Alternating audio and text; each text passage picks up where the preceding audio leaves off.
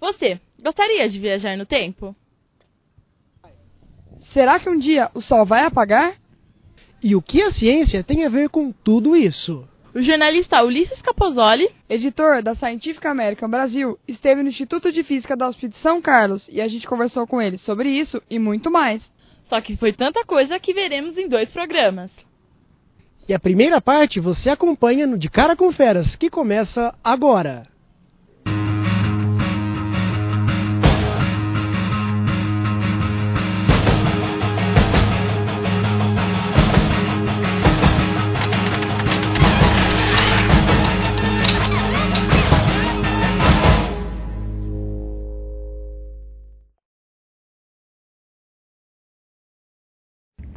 Em primeiro lugar, nós aqui do ScienceWeb queremos agradecer muito a você por ter topado conversar aqui com a gente no De Cara com Feras. Na verdade, quem ganha com isso sou eu, porque a gente troca ideias, né? E quando você troca ideia com o pessoal jovem, você se recicla, você se dá conta de uma série de coisas que estão vindo e que na ausência desse diálogo você perde. Então eu que devo ser grato a vocês. Bom, para começar aí o nosso papo, eu queria saber o que fez te interessar pela ciência? Não sei se eu sei te responder isso. Chegou um certo momento, eu não sabia direito o que eu queria fazer na vida. Eu passei absolutamente sincero com vocês. Ainda hoje eu não tenho esse negócio muito claro, né? Eu gostaria de fazer um monte de coisas, assim, um monte de profissões, né? Eu trabalharia com medicina, trabalharia com astronomia, faria um monte de coisa. Então, quando eu fui trabalhar, acabei optando pelo jornalismo, acho que foi um jeito de resolver esse negócio, né? Eu não sei se resolver é a boa palavra, mas me encaminhar para uma perspectiva onde eu podia fazer um monte de coisa, eu podia fazer várias coisas ao mesmo tempo. E o jornalismo científico me permitiu, né? Então, por exemplo, eu pude ir para a Antártida, eu trabalhei com índios, né? Eu pude conviver, então, com uma sociedade muito diferente da nossa. Mas eu sempre gravitei em torno da astronomia, né? Eu trabalhei sempre com astronomia amadora, então é mais fácil escrever sobre astronomia se você observa, né? Então, eu acho que foi esse conjunto de coisas, né? Eu acho que um dos problemas da nossa sociedade e um dos problemas da ciência que é produzida nesse momento, as pessoas são muito especializadas. O corpo da ciência ficou esquartejado. Assim, uma perna está numa gaveta, outra perna está na outra, não sei o que e tal, né? Tudo esquartejado. Fulano entende disso, não entende daquilo. Num certo passado, digamos, no século XIX, por aí, isso não era assim. A gente vive esse ambiente hoje, as coisas são mais difíceis, os pesquisadores são mais restritos a cada um dos campos. Então, por exemplo, quando os médicos do passado tinham essa visão mais global, eles tinham uma visão de saúde mental, inclusive, né?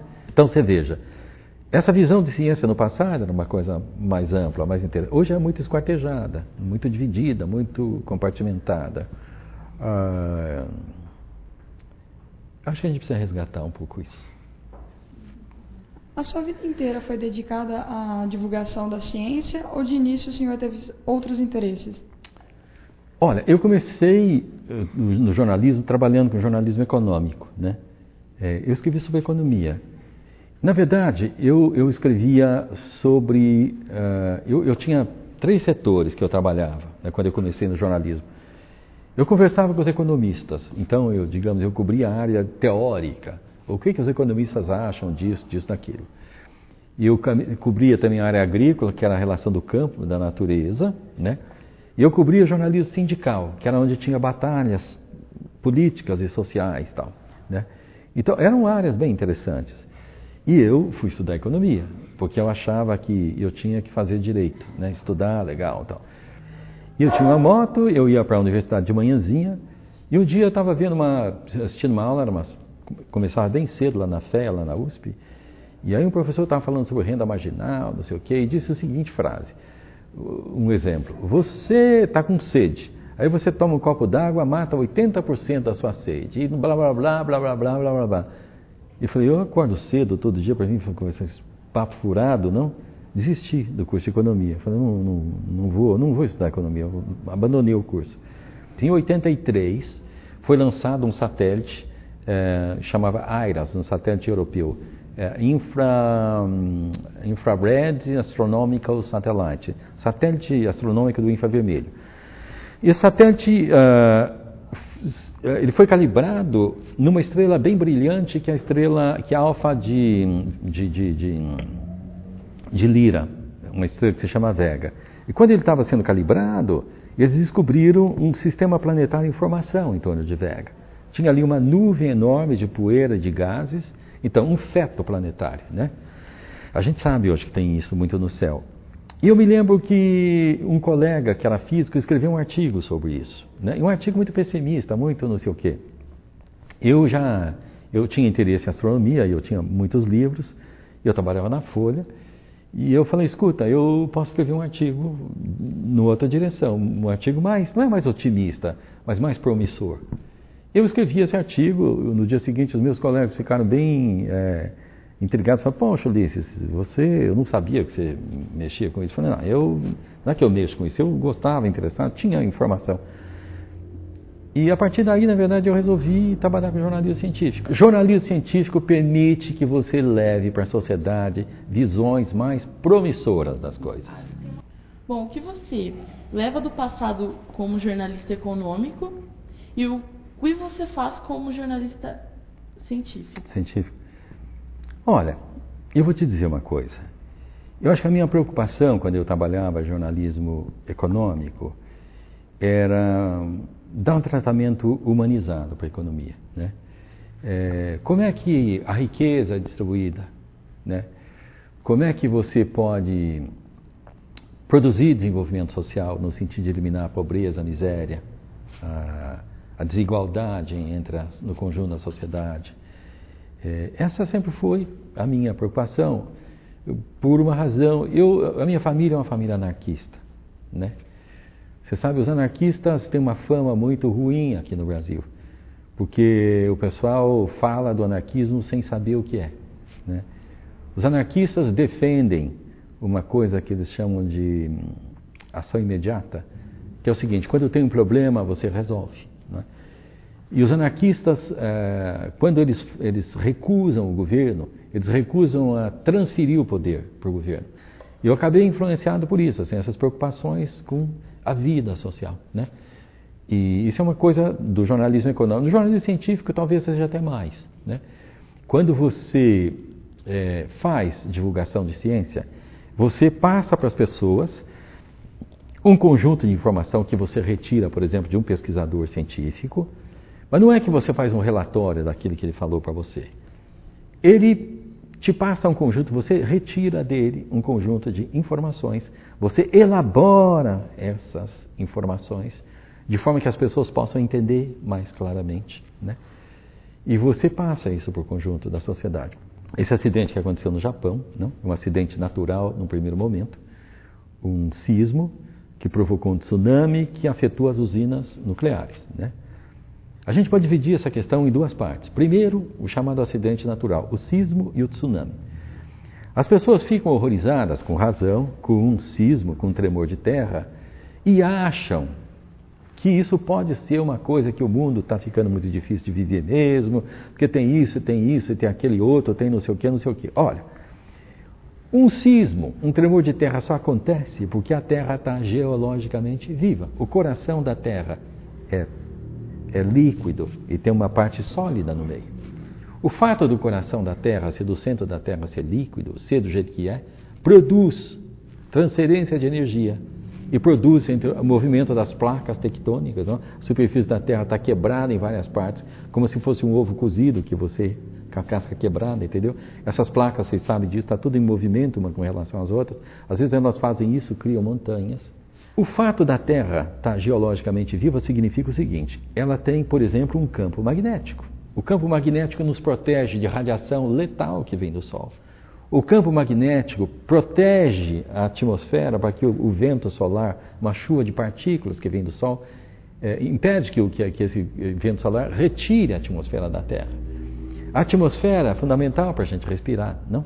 A atmosfera divide calor de forma mais homogênea pela superfície da Terra. Então, se a Terra não tivesse geologicamente viva, nós não estaríamos aqui para contar essa história.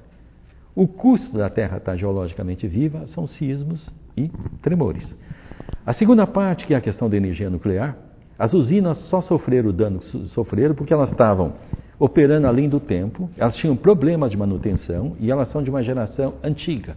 Isso não significa que a gente possa, com facilidade, abrir mão de energia nuclear. Então, essas questões todas, no jornalismo científico, permitem que você ofereça para o conjunto da sociedade um conjunto de informações que as pessoas entendem e elas, bem informadas, vão decidir se nós queremos, por exemplo, energia nuclear ou não. Ulisses, qual é a importância da ciência na vida dos jovens? Olha, eu acho que a ciência tem um papel particularmente importante na vida dos jovens, mas com isso eu não gostaria de excluir outras categorias. Por exemplo, você poderia me perguntar qual a importância que a ciência tem na vida dos velhos? Ou você poderia me perguntar qual é a importância que a ciência tem na vida das pessoas de média idade?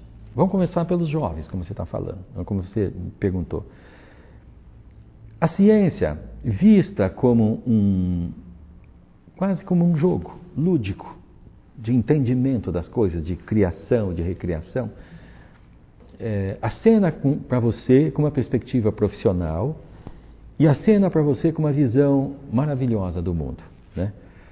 Você, trabalhando com ciência, você se interessando por ciência, vai conseguir entender, você vai acessar uma série de princípios. Os princípios explicam por que as coisas acontecem. E a ciência te faz um caminho, te acena com um caminho que te tira de outras situações. Eu acho que a ciência acena com a possibilidade de sedução, que é diferente da sedução da droga, diferente da sedução do crack, é diferente da sedução do ácido, diferente da sedução do pó, da cocaína, entendeu?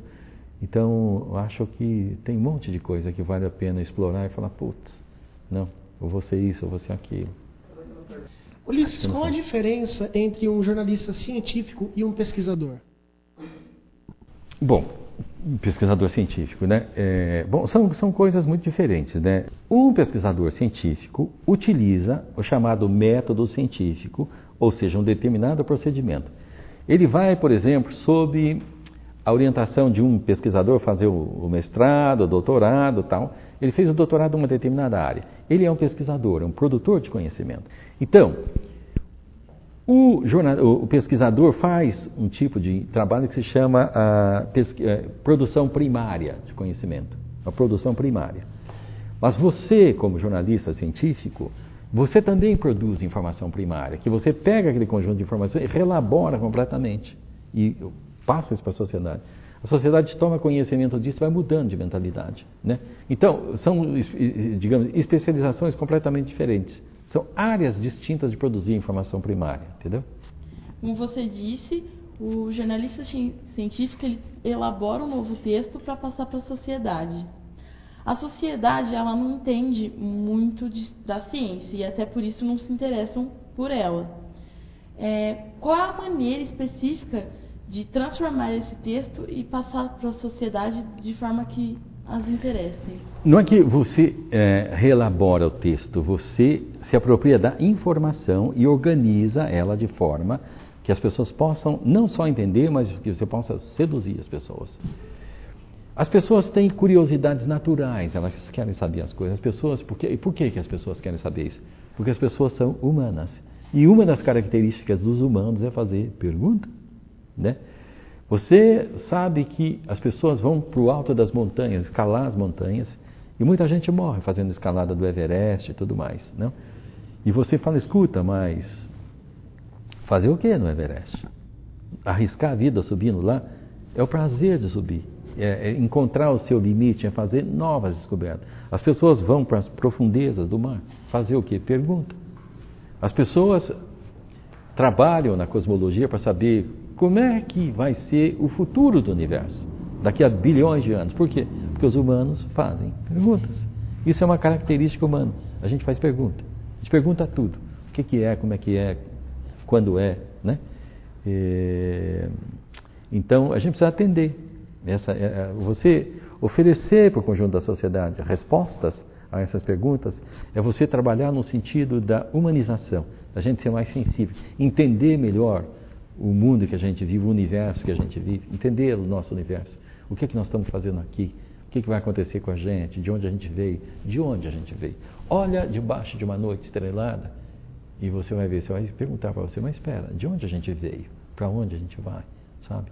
Então, quando a ciência explica, não explica tudo, mas dá uma explicação para essas coisas, a gente começa a entender um pouco mais, a gente fica mais tranquilo. E a gente vê beleza em vez de medo, sabe? Então, assim, a criação e destruição das coisas é parte do ciclo de vida. As pessoas morrem de medo de morrer. Morrem de medo de morrer. Mas talvez as pessoas devessem ter mais medo de não ter.